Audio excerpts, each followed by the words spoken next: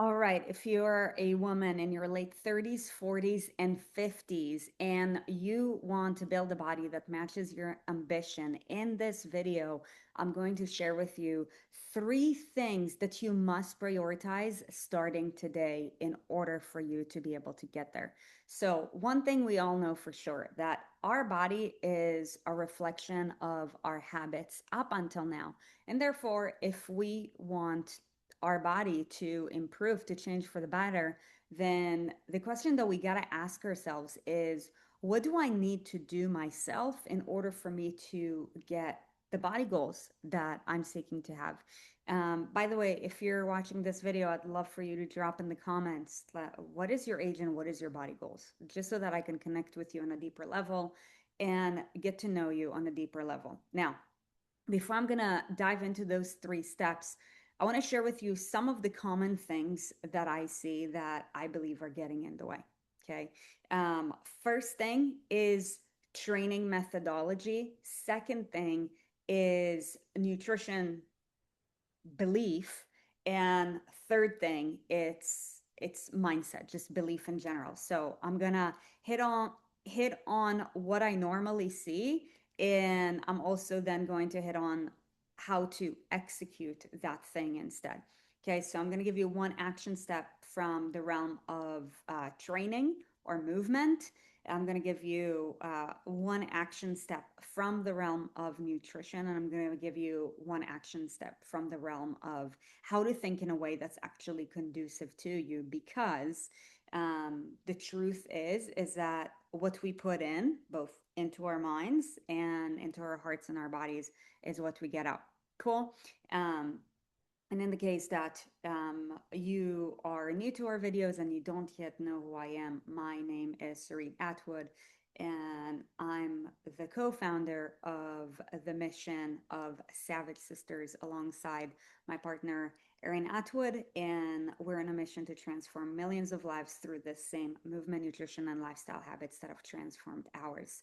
So, that being said, let's get right to it. All right. So, something that I often see most women do when they're, anywhere between their late 30s to 50s from a training standpoint is a heavy emphasis on cardio. Now, this is not to poo poo on cardio because, as a matter of fact, our cardiovascular endurance is going to give rise to our other energy systems. Now, it's really all about how are we prioritizing our training that is going to yield certain results. So, hear me out on this. Cardiovascular training gives a zero metabolic response to the body. For example, let's say you're either walking outside, um, or let's say you're in the gym, doing the elliptical.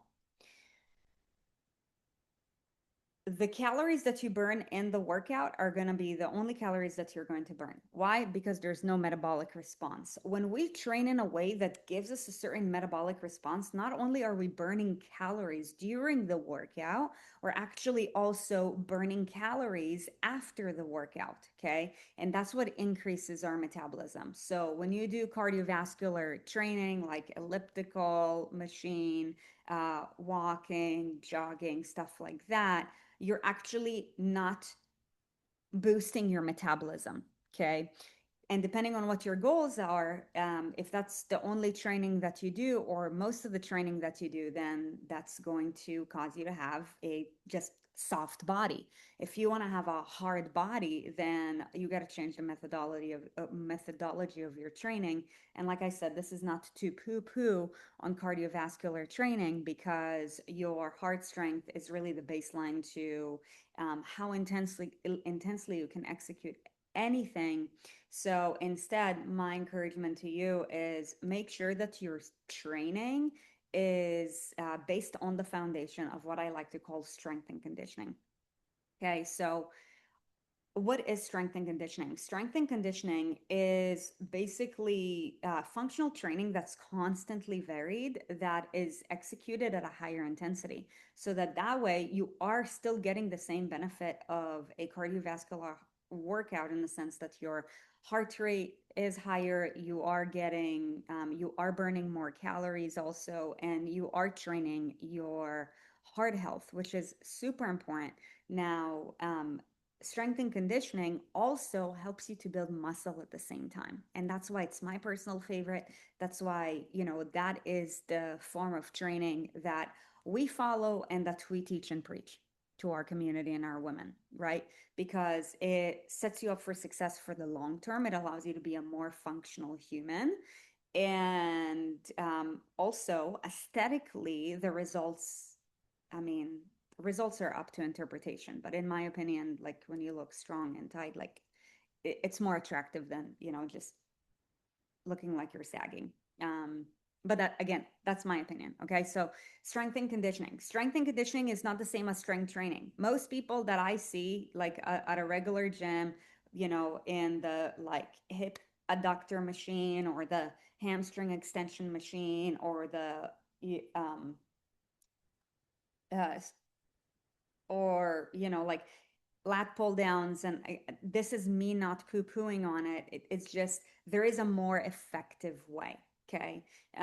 So most of the people that you see in the gym that are doing their lat pull downs, their leg press, stuff like that, they're actually not getting their heart rate intensely enough to make a shift in their body. And that's why, even though, like most women who might be doing strength training might have more muscle, they actually fear looking bulky. Now, here's the deal: when you do strength training, you're not going to look bulky, you're just going to look clean and toned, right? So, like, I'm just saying this to really get rid of the myth that, oh my God, if I lift weights, I'm going to look bulky. No, you're going to need to lift a shit ton of weights, heavier than me, for literally decades on end, and probably take just artificial supplements, which I will not recommend you do, in order for you to get bulky, right? But the reason why most women are scared of looking bulky is because they're actually not following the right approach when it comes to strength training, right? So they're not getting leaner as they're building muscle, and they're actually just getting bigger instead. You know what I mean? So that's with regards to that. Okay, so with regards to your training, focus on strength and conditioning if you want a body that matches your level of ambition. Okay, thing number two, with regards to nutrition, I hear women say this all the time, and if this is you, pay very close attention. I feel like I'm not eating anything.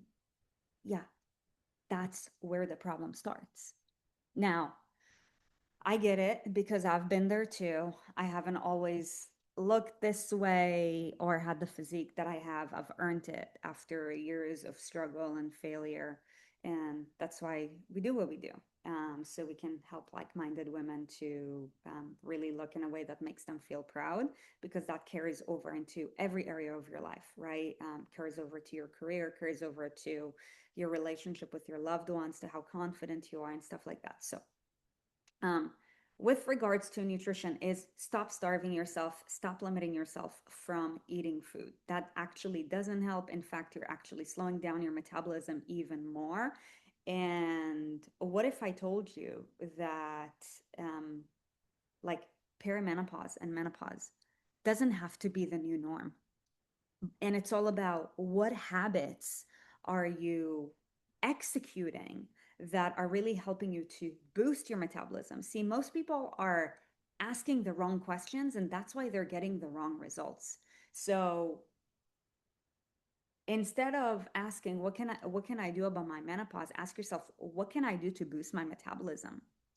Because your metabolism is your ally.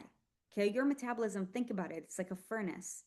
What happens when it's winter time and it's really cold outside, and the only form of heat that you have is the fireplace, but you ran out of wood?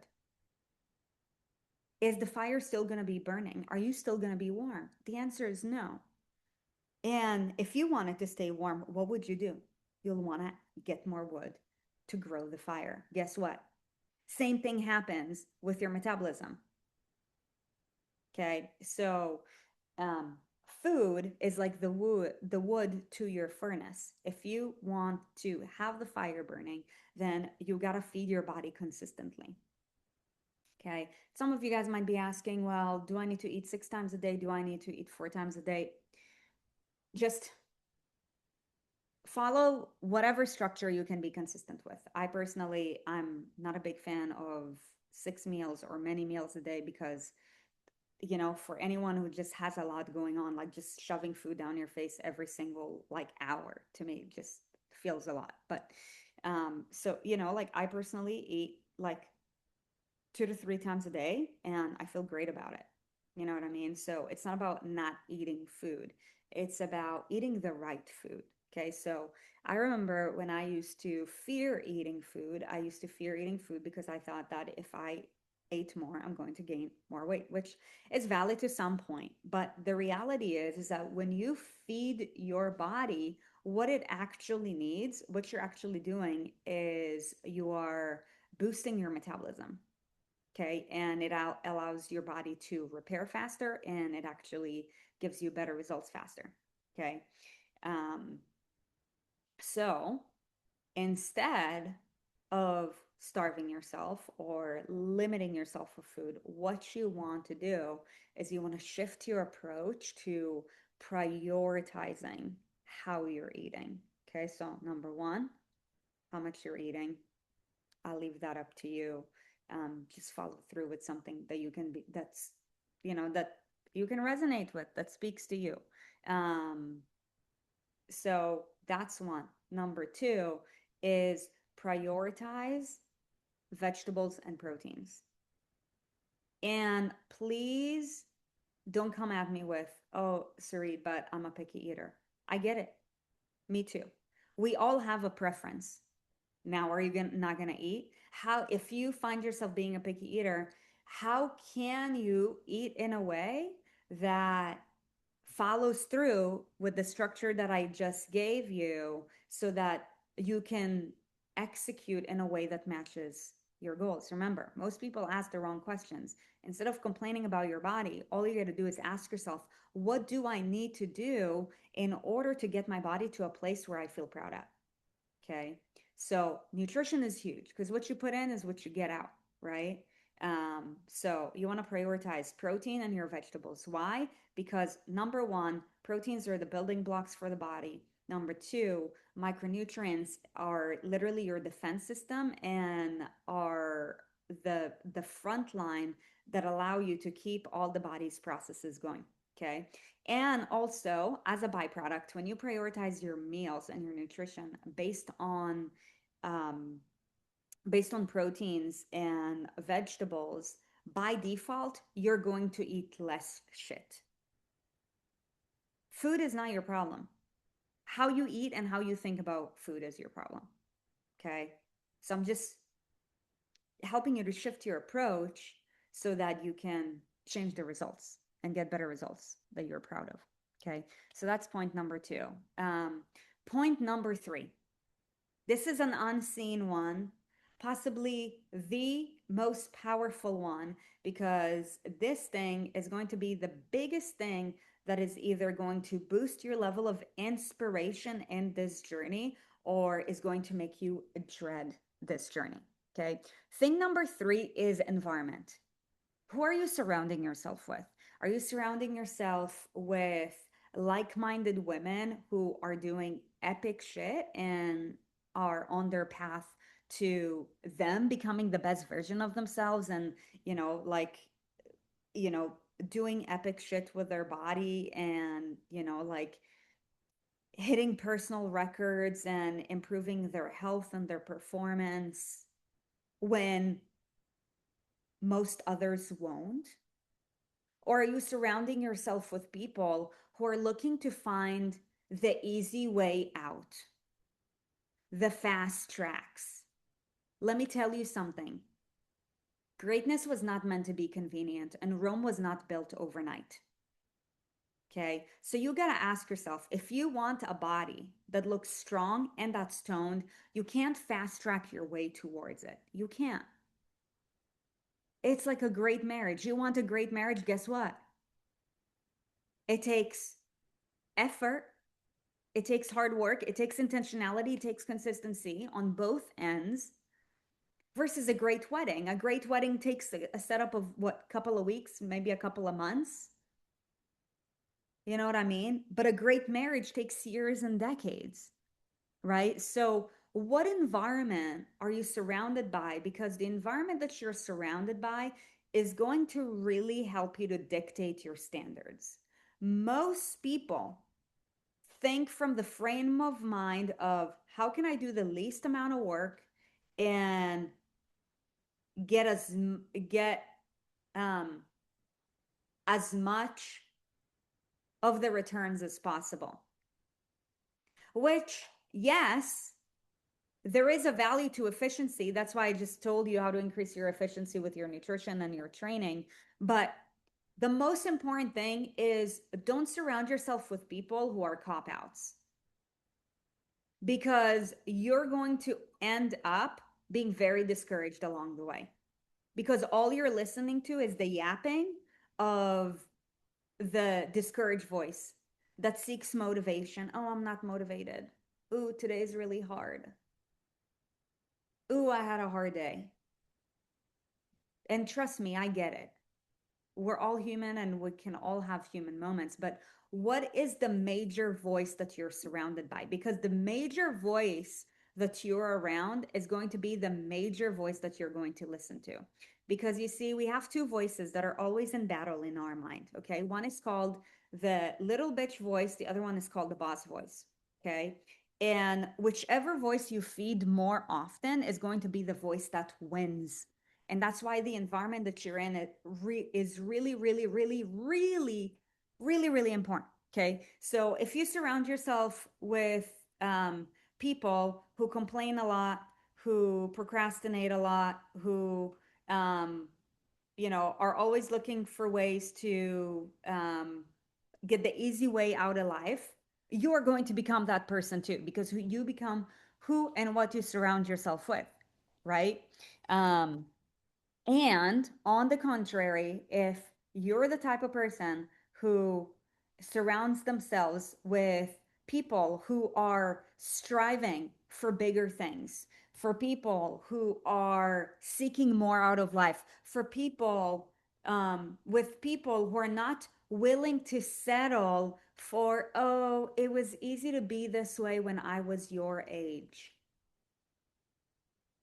You know what I mean? It's like if you surround yourself with that kind of personality and mindset, you're going to be very discouraged, because you're going to find an obstruction in everything. You're going to find an obstruction in your age. You're going to find an obstruction every time you have a hard day. You're going to find an obstruction every time you're facing a challenge. And the reality is that if something doesn't challenge you, it's not going to change you. So if you're currently facing a challenge because you're like, dude, I'm not, I'm not where I want to be with my body, let me tell you something good, because you're now being confronted with a challenge that when you figure it out, you're going to literally separate yourself from the rest. This is why, seeing women who are in their 40s and 50s and 60s who look freaking great, who are happy, who, you know, look and feel like they have their shit together, it's uncommon. But just because it's uncommon doesn't mean that it's not right for you. Now, it is going to be a lot easier to believe that whatever it is that you want is for you if all you're seeing around you is that. It's like imagine if all you saw every single day when you went to work, when you went to the gym, when you were hanging out on the weekends, it are literally just inspiring women who can do epic shit, who can have their shit together, who don't let their quote unquote age or life factors be the reason as to why they're not playing the game that they know they could be playing, right? Um, Versus hanging out with the kind of women who are striving to become a better version of themselves, who are willing to learn, who are willing to get knocked down and get back up and utilize their trials to become their testimonies. You know what I mean? So the more dominant voice that you surround yourself around is the voice that is going to be more dominant inside your head. Okay. And this is why it's really, really important, because your environment is going to be the context to all the things that you are either going to do or not do. This game is not about motivation. Motivation is a feeling and it's fleeting versus commitment. Commitment is a decision. It's like, I made this decision.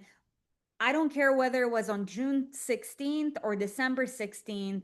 And therefore, I must follow, whether it's 3 months later, 6 months later, 1 year later. Guess what, dude?